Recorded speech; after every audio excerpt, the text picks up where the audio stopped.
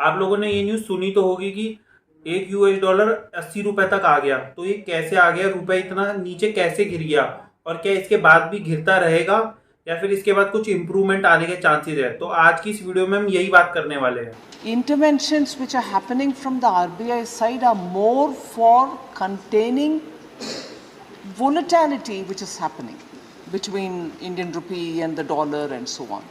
Even the interventions being made by RBI is not so much to determine the value, increase it or decrease it of the Indian rupee. It's not for that. It is more to avoid the volatility and allow it to find its course. तो किसी भी country की अगर currency की value हमको निकालनी हो तो हमको उसकी डिमांड एंड सप्लाई देखनी पड़ती है। जितनी ज़्यादा डिमांड होगी उतनी ज़्यादा वैल्यू होगी करेंसी की, और जितनी कम डिमांड होगी मार्केट के अंदर उतनी ही कम वैल्यू होगी उस करेंसी की।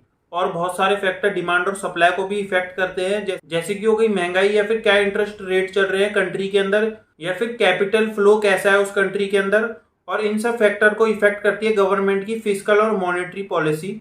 ये तो बात हो गई करेंसी की वैल्यू डिसाइड होने की। अब मैं आपको बता देता हूँ कि इंडिया की करेंसी की वैल्यू नीचे गिरने पे क्या रीजन है। पहला हो गया रशिया यूक्रेन वॉर, दूसरा हो गया फॉरेन कैपिटल आउटफ्लो, तीसरा हो गया इंपोर्ट एक्सपोर्ट, और चौथा हो गया ग्लोबल इन्फ्लेशन। ये सुनने में आपको अलग अलग फैक्टर लग रहे होंगे और ये है भी अलग, पर ये सारे के सारे इंटरकनेक्टेड है, क्योंकि आज की दुनिया में कोई भी चीज किसी एक की गलती से नहीं होती है, वो किसी और की गलती से भी हो सकती है। अगर मैं बात करूं रशिया यूक्रेन वॉर की, तो ये एक मेन रीजन है जिसकी वजह से इंडिया करेंसी गिर रही है। क्योंकि अगर ये वॉर नहीं होती तो ग्लोबल इन्फ्लेशन भी नहीं होता, और ग्लोबल इन्फ्लेशन अगर नहीं होता तो इंडिया की करेंसी इतनी ज़्यादा नहीं गिरती, और अगर इंडिया की करेंसी इतनी ज़्यादा नहीं गिरती तो फॉरेन इन्वेस्टर अपना पैसा भी मार्केट से नहीं निकालते।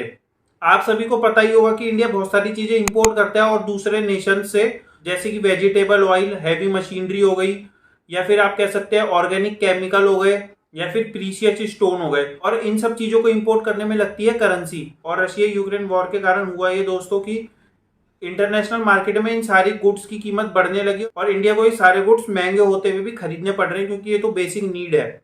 आरबीआई अपनी तरफ से पूरी कोशिश कर रहा है कि इंडिया की करेंसी की वैल्यू ना गिरे, और अगर गिरती भी है तो बहुत धीरे धीरे गिरे।